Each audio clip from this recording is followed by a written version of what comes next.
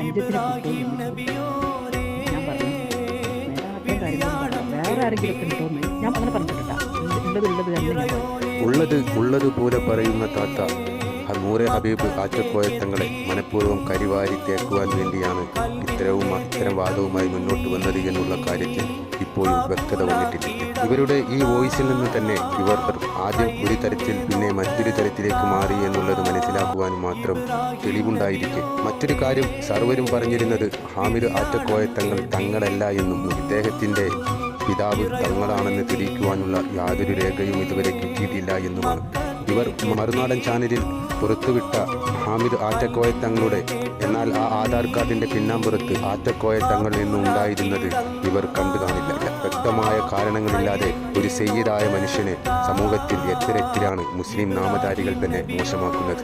ഇത് പാപമല്ല എന്നാണോ നിങ്ങൾ വിചാരിക്കുന്നത്? വലിയ തെറ്റാണ് നിങ്ങൾ ചെയ്തുകൊണ്ടിരിക്കുന്നത്. സമൂഹത്തിൽ സയ്യിദ് ഹാമിദ് ആറ്റക്കോയ തങ്ങൾ ചെയ്തുകൊണ്ടിരിക്കുന്ന സൽപ്രവർത്തനങ്ങളെക്കുറിച്ച് നിങ്ങൾക്കറിയില്ലേ?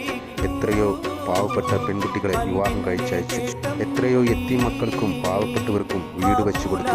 കൂടാതെ യത്തീമിനെ ഇപ്പോഴും സംരക്ഷിച്ചു കൊണ്ടിരിക്കുന്നു. തങ്ങളോട് കഷ്ടപ്പാട് പറഞ്ഞ് ദുരിതം പറഞ്ഞു വരുന്നവർക്ക് ലക്ഷങ്ങളും പതിനായിരങ്ങളും തങ്ങൾ വാരിക്കോരി കൊടുക്കുന്നു.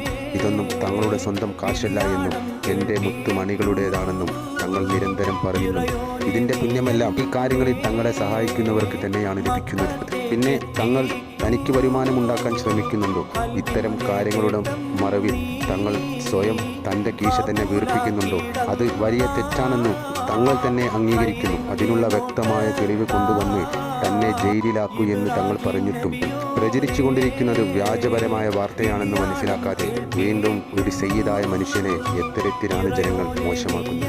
താത്തയുടെ ഇപ്പോൾ പുറത്തു വന്ന വോയിസ് ഇതിൽ 6 മിനിറ്റോളമുള്ളതിൽ അല്പം മാത്രമാണ് ഒരാൾ പുറത്തുവിട്ടത്. ആവശ്യമുണ്ടെങ്കിൽ ഇനിയും പുറത്തുവിടുമെന്നാണ് അവർ പറയുന്നത്. എന്നാലും നിങ്ങൾക്ക് ഒഴിവില്ല താത്ത.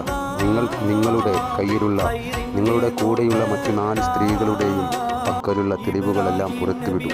അത് ആവശ്യമുള്ള സ്ഥലത്ത് കാണിക്കുമെന്ന് പറയുന്നത് എന്തുകൊണ്ടാണ്?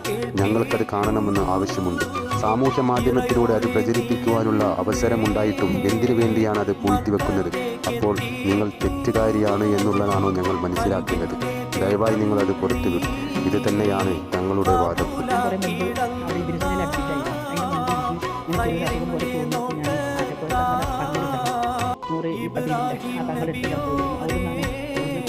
പരിചയപ്പെട്ടു. അവിടെ നിന്ന് ഞാൻ ഷിയാബ് എന്നൊരു വ്യക്തിനെ പരിചയപ്പെട്ടു. അങ്ങനെ അവർ എൻ്റെ കണ്ണുകളൊക്കെ പറഞ്ഞു. അങ്ങനെ ഞങ്ങളൊരു തമാശ കാര്യത്തിലേക്ക് ഇങ്ങനെ വിളിക്കുന്നു.